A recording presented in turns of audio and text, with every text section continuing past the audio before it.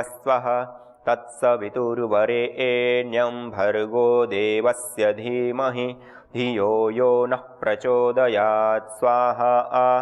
ॐ भूर्भुवस्वः तत्सवितुर्वरेण्यं भर्गो देवस्य धीमहि धियो यो नः प्रचोदयात् स्वाहा। ॐ भूर्भुवस्वः तत्सवितुर्वरेण्यं भर्गो देवस्य धीमहि धियो यो नः प्रचोदयात् स्वाहा। ॐ भूर्भुवस्वः तत्सवितुर्वरेण्यं भर्गो देवस्य धीमहि धियो यो नः प्रचोदयात् स्वाहा। ॐ भूर्भुवस्वः तत्सवितुर्वरेण्यं भर्गो देवस्य धीमहि धियो यो नः प्रचोदयात् स्वाहा।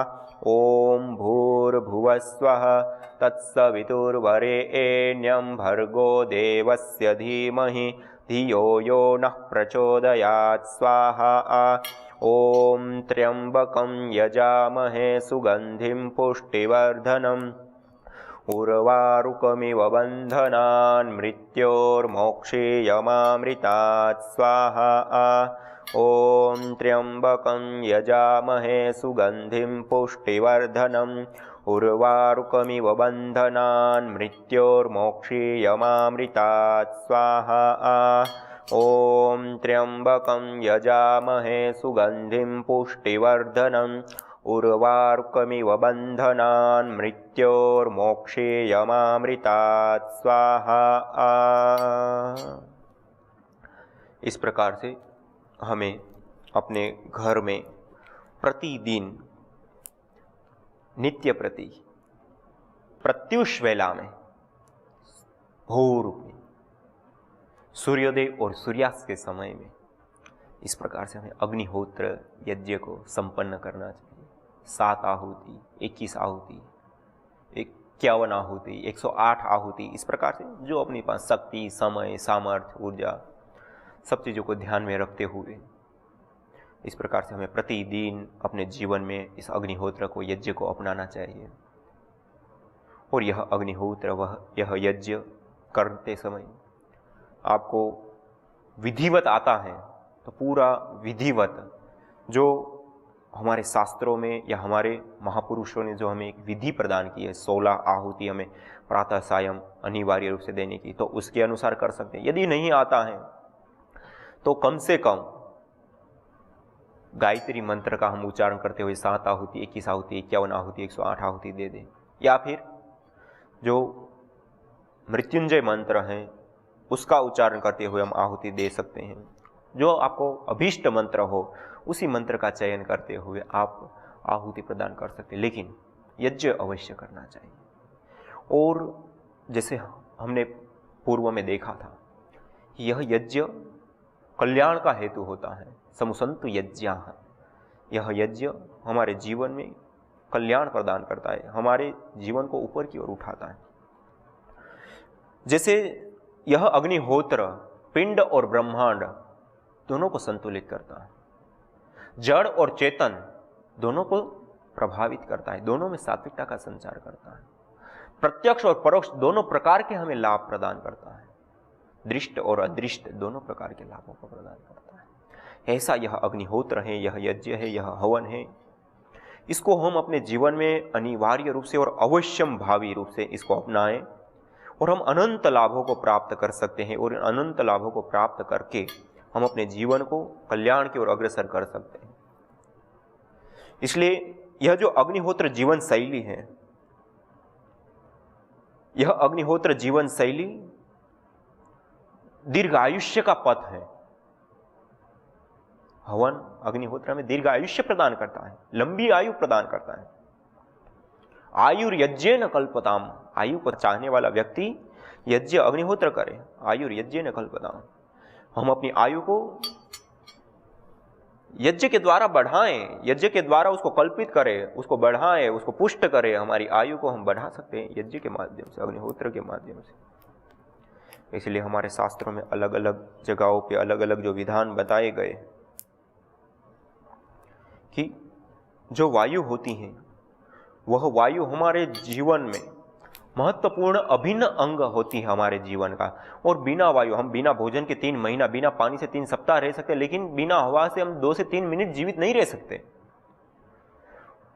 और यह यज्ञ उस वायु को, जिसको हम 24 घंटा ले रहे हैं, 365 दिन, और खा रहे, पी रहे, सो रहे, बोल रहे, नहा रहे, कुछ भी कर रहे हैं, फिर भी इस वायु रूप आहार हम ले रहे हैं। सीधा यह जो घृत आदि की हम आहुति या जड़ी बूटियों की आहुति देते हैं, वह आहुति सीधा उस वायुमंडल को प्रभावित करता है, और वह वायुमंडल हमें विशेष रूप से लाभ प्रदान करता है। और उसमें ही हम 24 घंटे श्वास लेते हैं, तो हमारा ट्रीटमेंट करता है, हमारे शरीर को पुष्ट करता है, हमारी बुद्धि का वर्धन करता है, हमारे पूरे विभिन्न अंगों को, अंग प्रत्यंगों को पुष्टि के साथ साथ नैरोग्य प्रदान करता है। इसलिए नैरोग्यता के लिए भी यज्ञ को एक बहुत बड़े साधन के रूप में या बहुत बड़े विधा के रूप में देखा गया है। इसलिए यज्ञ चिकित्सा, यह एक नया शब्द आपको लगेगा, यज्ञ चिकित्सा, लेकिन यह नया नहीं, हमारे पुरातन काल से ही यज्ञ के माध्यम से ट्रीटमेंट, चिकित्सा करने का कार्य लंबे काल से चलता आ रहा है। और अब हमने भी जो इसके ऊपर कार्य किए, उसमें बहुत सारे इस प्रकार के परिणाम हमारे सामने आए हैं कि हम यज्ञ करते हैं तो यज्ञ को करने से जो इसकी ऊर्जाएं निकलती हैं, वह ऊर्जाएं हमारे शरीर के आर पार ऐसे ही जाती है, हमारे शरीर की ऊर्जाओं को बढ़ा देती है, हमारे शरीर के अंदर ऑक्सीजन का लेवल तुरंत बढ़ा देती है, और उसके साथ साथ हर प्रकार की बीमारियों को दूर कर दें कि मैं अमोघ साधन के रूप में कार्य करती है। तो हमारे शास्त्र में, जैसे मैंने कहा, आयु कब बढ़ती है? आयु क्या है? जन्म से लेकर के मृत्यु पर्यंत का जो हमारा कालखंड है, उसको हम आयु कहते हैं। और इस आयु को लंबा करना, यह कार्य यज्ञ के माध्यम से संपन्न होता है। और हमारे शास्त्रों में भी अलग अलग जगहों पे जो बताया गया है, यज्ञेन अस्मा आयुर्दधाति सर्वे वा एते अस्मै चिकित्सन्ति, अर्थात ऋत्विक गण, अर्थात यज्ञ करने वाले गण यज्ञ के द्वारा यजमान की चिकित्सा करते हैं और उससे वह आयु को धारण करते हैं। अर्थात यज्ञ के जानने वाले जो यज्ञ के विद्वान गण हैं, जो महर्षि गण हैं, जो ऋषि गण हैं, जो देवीय शक्तियों से संपन्न देवगण हैं, वह यज्ञ को संपन्न करके हमारी चिकित्सा करते हैं। अर्थात यजमान की, जो यज्ञ कराता है, उसकी चिकित्सा करते हैं और उसको लंबी आयु धारण करवाते हैं, लंबी आयु प्रदान करते हैं।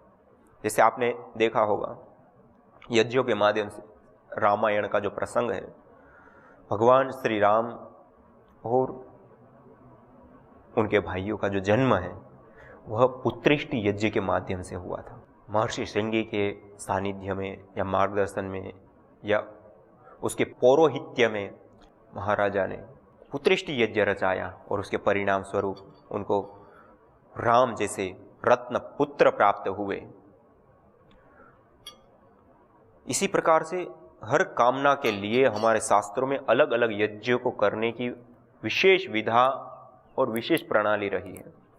जैसे मैंने कहा, हमारी जिस वायु को हम 24 घंटे ले रहे हैं, उसको शुद्ध, पवित्र, सुगंधित करने के साथ साथ वो तो हमारे शरीर में कार्य करता है। लेकिन कोई भी पदार्थ जलता है तो उस पदार्थ के जलने पर एक तो पार्टिकल बनते हैं, सूक्ष्म कण, महीन कण, जिसको सामान्य रूप से आज मॉडर्न साइंस में PM2.5, PM10 आदि अलग अलग जो मापदंडों से देखा जाता है।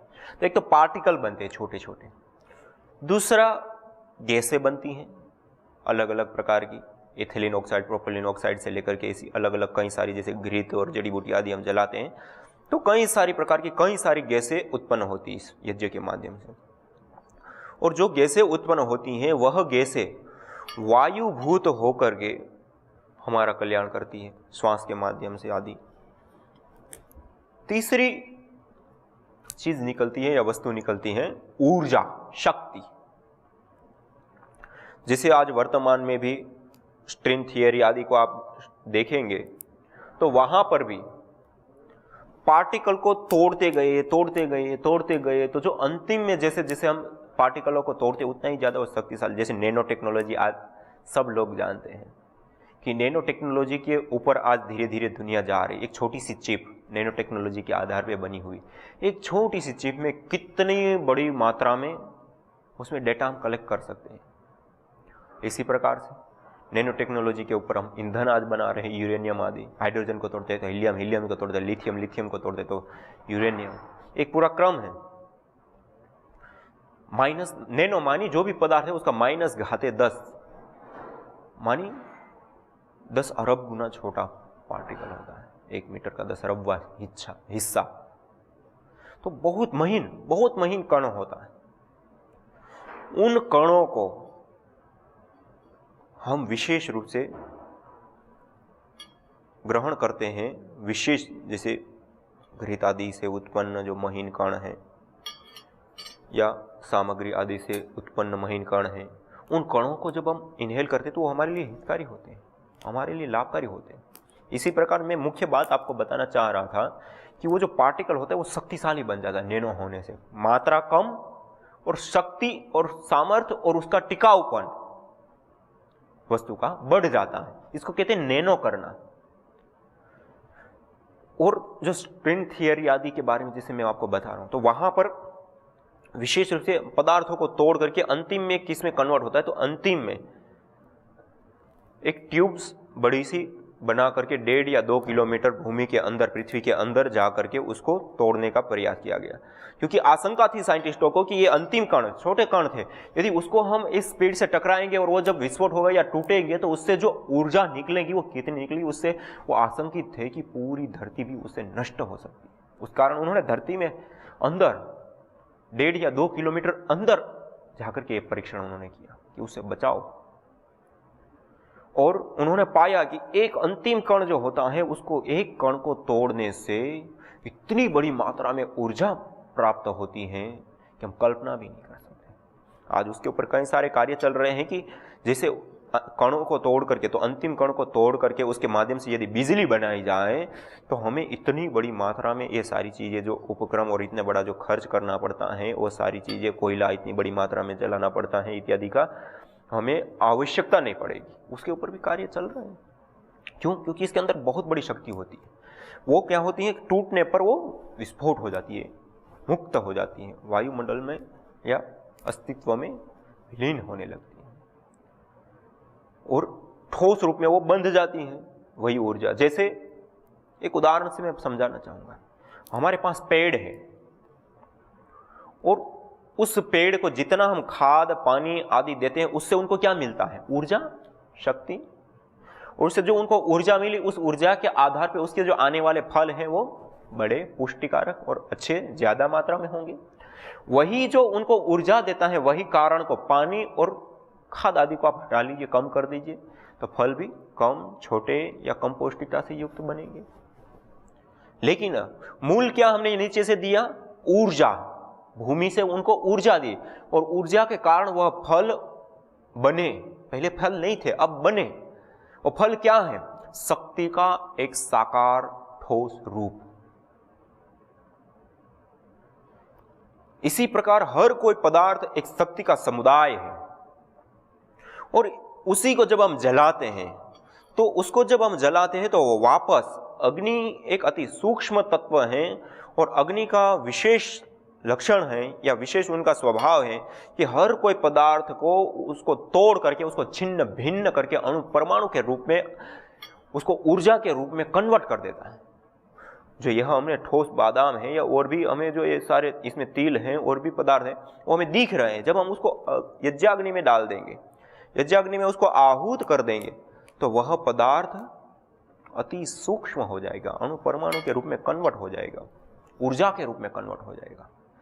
और जो ऊर्जा के रूप में जैसे ही वो कन्वर्ट होगा तो वह जो ऊर्जा है वह इस वायुमंडल में जहाँ पे यज्ञ होता है, इसीलिए तो कहा गया जहाँ पे प्रतिदिन यज्ञ होता है वह यज्ञ वाला स्थान हमारे लिए कल्याणकारी हो जाता है, सुखकारी हो जाता है, आयुधारक हो जाता है, हम सबका उपकार करने वाला हो जाता है, हम सबके लिए हितकारी हो जाता है। इसलिए हमें यह अग्निहोत्र करने से, जहाँ पे हम अग्निहोत्र यज्ञ हवन करते हैं, वहाँ का एनर्जी लेवल, ऊर्जा का लेवल बहुत हाई लेवल तक बढ़ जाता है और वहाँ पे हम रहते हैं तो विशेष रूप से हमारा तन, हमारा मन, हमारा पर्यावरण, हमारा सारा अस्तित्व प्रभावित होता है। इसलिए वहाँ पे जिस घर में या जिस मंदिर में या जिस किसी स्थान पर प्रतिदिन यज्ञ होता है, वहाँ पे कोई व्यक्ति राजसिक तामसिक वृत्ति से युक्त होकर के भी वहाँ जाता है, तुरंत वो प्रभावित होगा और तुरंत उनको शांति मिलेगी, सहजता मिलेगी, एकाग्रता मिलेगी और उनके विचारों में पवित्रता मिलेगी। कामुक व्यक्ति भी अकामुक हो जाता है। यज्ञाग्नि के विशेष तापमान में जब वो आता है, या यज्ञाग्नि जहाँ पे हर रोज प्रदीप्त होती है, आहुतियाँ जहाँ दी जाती है मंत्रोच्चारण में, वहाँ वो जाता है, विशेष रूप से उससे प्रभावित होता है और उसको विशेष लाभ प्राप्त होते हैं। इसलिए यह जो अग्निहोत्र है वो ऊर्जा को बहुत बड़ी मात्रा में उत्पन्न करता है। और आज वर्तमान में कुछ इस प्रकार की मशीनें भी आ चुकी हैं कि एनर्जी लेवल को अलग अलग जगहों पे नापने की। तो बहुत सारे लोग हैं जो इस प्रकार का कार्य करते हैं और उन्होंने नापा है। जैसे डॉक्टर ममता सक्सेना जी दिल्ली में रहते हैं और वित्त मंत्रालय के अंदर वह एक ऑफिसर के रूप में कार्य सेवा दे रही। उन्होंने यज्ञ के ऊपर ही पीएचडी की थी, यज्ञ विषय को लेकर के, और उन्होंने पाया कि जब हम अग्निहोत्र यज्ञ करते हैं तो उससे क्या क्या लाभ हमें मिल सकते हैं, कैसे कैसे हमें लाभ प्राप्त हो सकते हैं। तो उन्होंने एक तो माइक्रोबायोलॉजिकल प्रदूषण के ऊपर भी उन्होंने कुछ परीक्षण करके देखे, तो उसमें भी जो बैक्टीरिया और फंगस दो चीज़ों के ऊपर उन्होंने देखा था।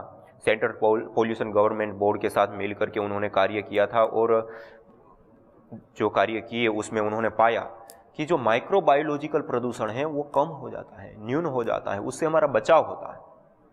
दूसरा उन्होंने परीक्षण किया था कि इस अग्निहोत्र को करते हैं तो केमिकल प्रदूषण में क्या प्रभाव होता है।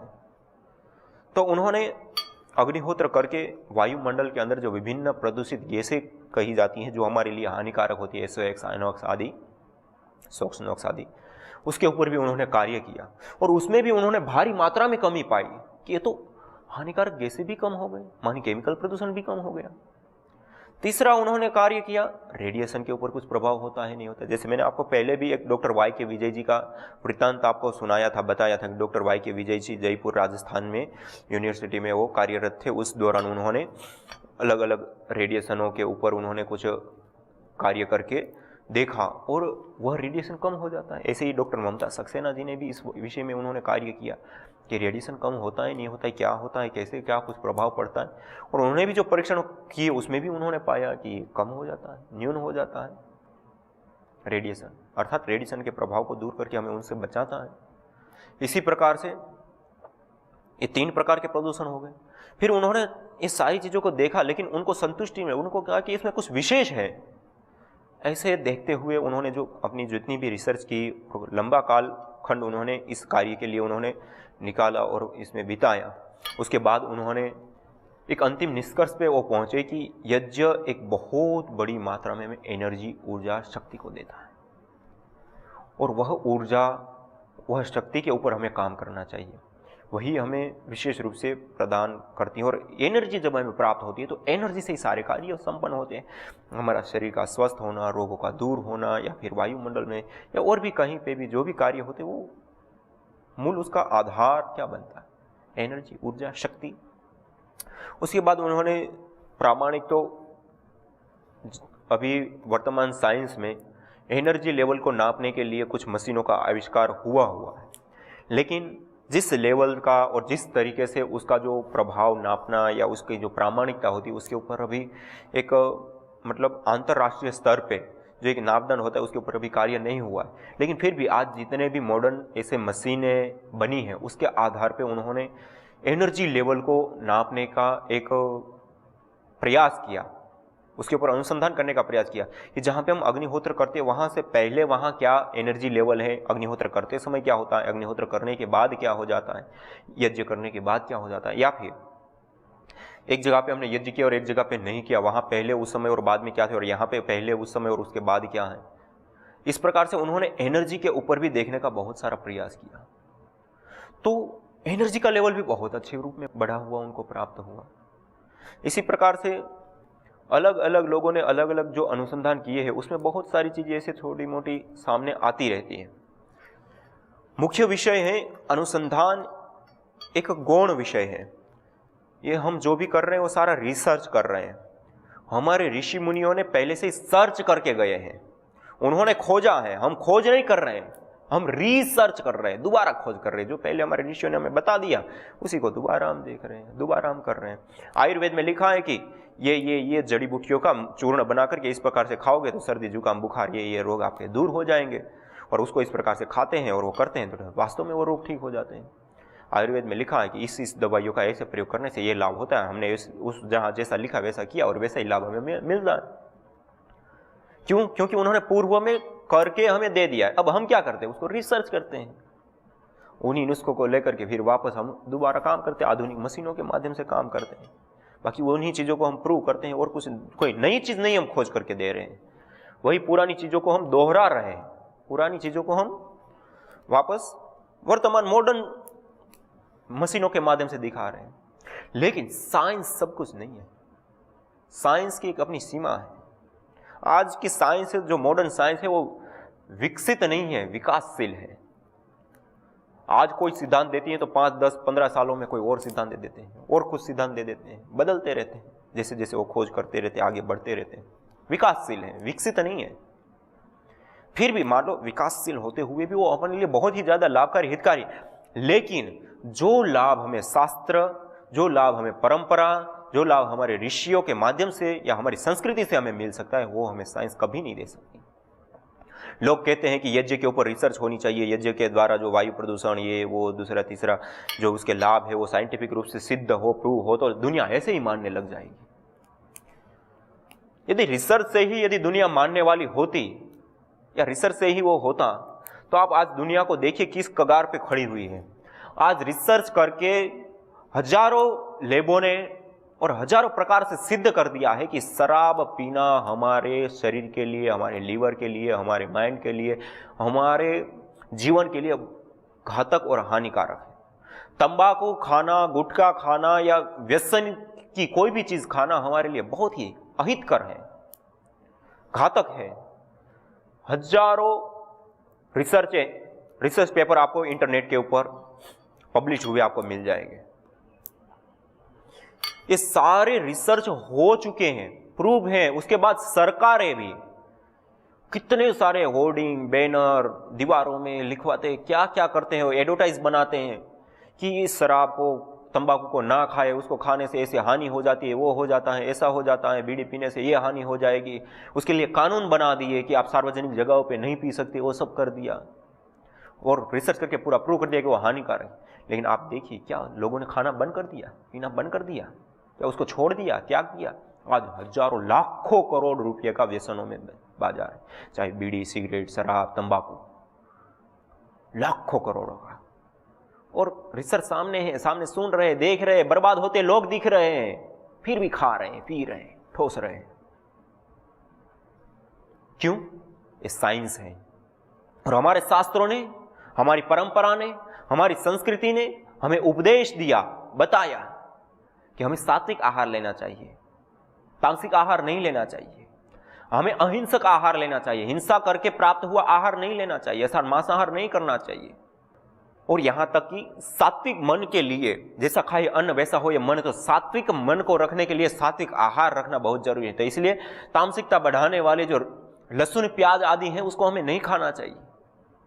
हमारे शास्त्रों ने जो ये उपदेश दिया, बीड़ी, सिगरेट, शराब आदि तो दूर की बात है, जो यह उपदेश है उन उपदेशों को लिख दिया और संस्कृति के माध्यम से मैं आज करोड़ों परिवार आपको भारतवर्ष में ऐसे मिलेंगे, करोड़ों लोग ऐसे मिलेंगे कि शास्त्र और संस्कृति ने कह दिया तो भूखे रह जाएंगे, लेकिन उस भोजन को वो नहीं करेंगे, वो मांसाहार नहीं खाएंगे, भूखे रह जाएंगे, लेकिन वो कभी लहसुन प्याज तक नहीं खाते हैं, शराब आदि की तो दूर की बात।